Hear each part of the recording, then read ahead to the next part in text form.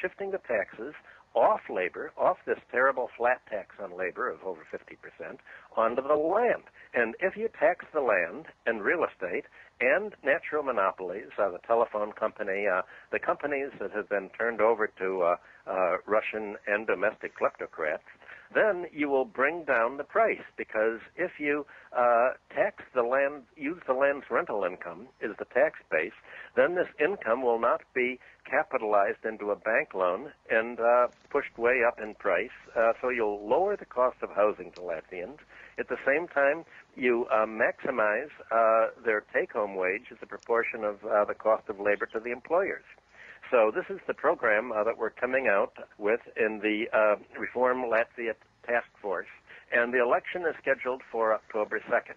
And so the Latvian people can vote for the Harmony Center, and if they come in, they're going to have a third option. They're going to say, look, the option isn't between going back to Russia, which nobody wants to do, or becoming a colony of Europe on conditions of a flat tax and lower living standards. We can. The third option is a tax shift off labor onto land to bring down the cost of housing, to regulate the price of natural monopolies and basic infrastructure, telephone service, transport service. That's how you make an economy more competitive, and of course, that's the real liberalism of Adam Smith, John Stuart Mill, and the other classical economists. We're talking to Professor Michael Hudson. And Michael, you mentioned natural monopolies there. How should they be paying their fair share of rent? How is that calculated? There are two ways. When you talk about economic rent, what that is the excess of price over the basic cost of production. Now, a monopoly right has no cost of production. It's a legal right to charge whatever the phone company wants to charge, or the airline company, or the airport, or the gas or power company, or for land. It's what the market will bear. But if the monopolies are kept in the public domain, as they were throughout most of the world until 1980, the purpose of public investment isn't to extract a rent. Public infrastructure should be operated to minimize the cost of living and cost of doing business to the economy at large. This is the basic principle that underlay American economic development prior to World War I. This was the original business plan of the United States. Have the government develop the Erie Canal, the Cumberland roads, the post office, the basic infrastructure monopolies, and supply these services to the population either at cost or much better at a subsidized rate to hold down the national structure. And that's how America managed to outcompete England, that left land and other natural resources and natural monopolies in private hands to be used to extract a rent. And rent is part of price, and if you have a privatization move, which has occurred throughout the world since 1980, then you're going to have these natural monopolies run for profit. And it's not really a profit in the economic sense of the world. It's economic rent, which means it's however much the owner of a monopoly can extract by putting a toll booth on it. For instance, you can have a road that everybody can use for nothing. But if you then say, well, the government wants to cut taxes on the wealthy people, if we cut taxes on the wealthy people, we'll have to make up the money somewhere else. Let's sell the right to put a toll booth on the road. So you sell the toll booth rights to somebody who buys the roads. Your roads are turned into toll roads. All of a sudden, the cost of traveling from one place to another increases. You can sell the national telephone system, as they did in Latvia. Hardly anybody uses a cell phone or a telephone in Latvia because it costs so much to use it. They use Skype, and everywhere you go, people are yelling into their computer and being in a bad mood from trying to use Skype.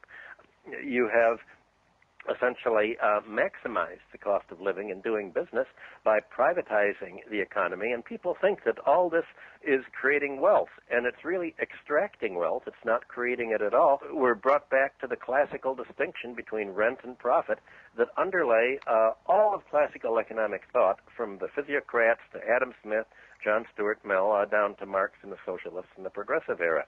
So you're having a inversion of what people thought supposed to be economic progress and social equity by excluding from the economics curriculum a whole knowledge of what classical economics was all about. And the classical liberals were reformers. They wanted to get rid of the free lunch. They wanted to get rid of the hereditary aristocracy that Europe and its colonies had inherited from the feudal medieval period, to get rid of the banks for profit and make credit, which is also a monopoly, the right to just create bank credit. If the government did it, the government would not charge extortionate rates on credit cards or debt cards or extortionate interest rates. The government would supply credit that you needed for doing business and for living, but it wouldn't do what the commercial banks do, and that's just load the economy down with interest-bearing debt to absorb the economic surplus financially. So what you're having today is what would have been considered a dystopia to people a century ago, and people are not even told the world used to be quite different, and it doesn't have to be the way it is. In the last week or two, the World Bank's been churning out reports telling us how it's going to be the developing world that is going to pull us out of this global recession. It is Asia. They're the ones coming through with the huge growth rates, Taiwan, Hong Kong, China. How are you perceiving that in light of China's overnight revaluation of the yuan? They're not really revaluing very much. The World Bank is basically an arm of the U.S. government, which means an arm of the U.S. military and the banking system. And for the World Bank, the question of China and the Third World is, how can we get all this money to pay U.S. bankers, not the Chinese? In other words, how can we extract wealth from China? How can we keep the Chinese people as poor as possible and as beaten down as possible so we get to grab all the wealth for ourselves? That's the problem put before the World Bank, just as in the case of Australia. The job of your government is how can we keep the Australian people poor enough so that we can give all the surplus to England and the United States.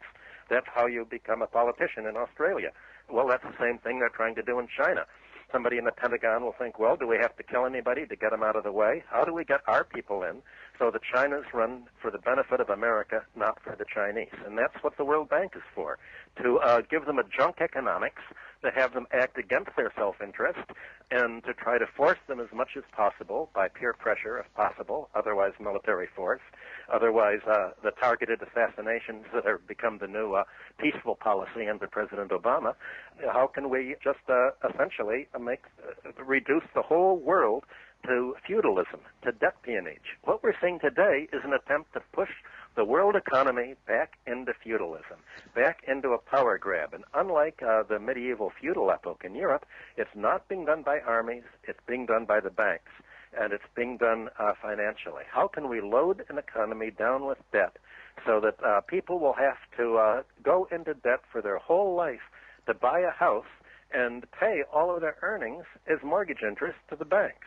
How can we have governments essentially untax wealthy people, untax finance, untax property, and get rid of social spending so all the government surplus can be paid to other governments, preferably through foreign debt?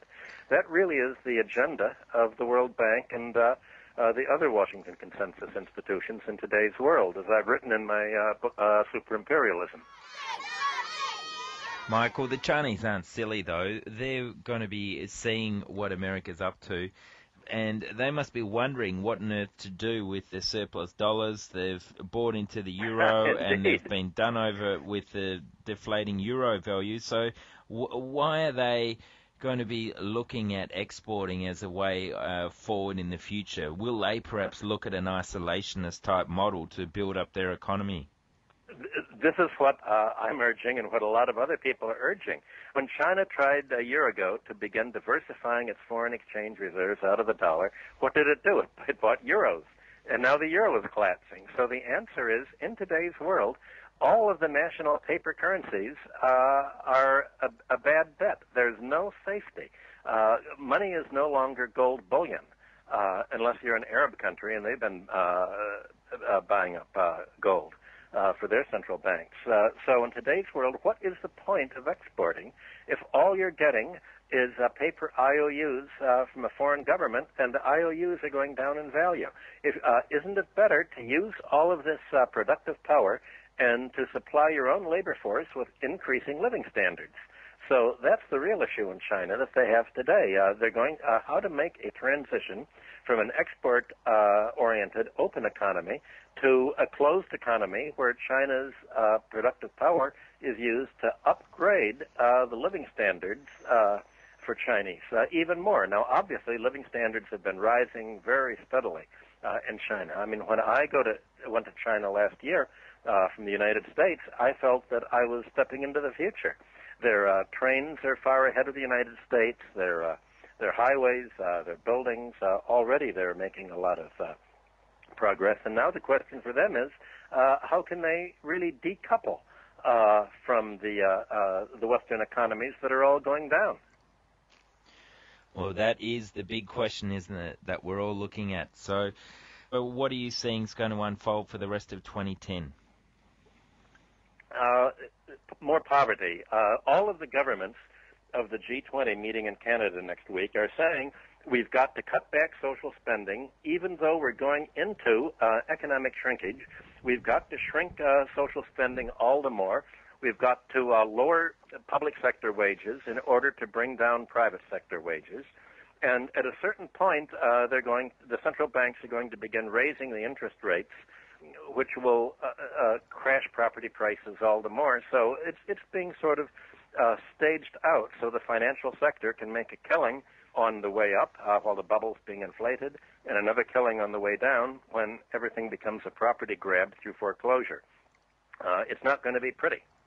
Do you think that Australia's Treasurer Wayne Swan, having announced the drive to capture some of these resource rents through the mining tax, is going to be befriended at the G20, looked upon as a leader, or will he be pushed into the background? The G20 believes that all of the gains from mining should go to the financial sector, not to the government. So they're going to say, don't tax it, let it all be paid as interest. When the economic surplus in today's world, the choice is either you get the surplus paid to the banks or to the government.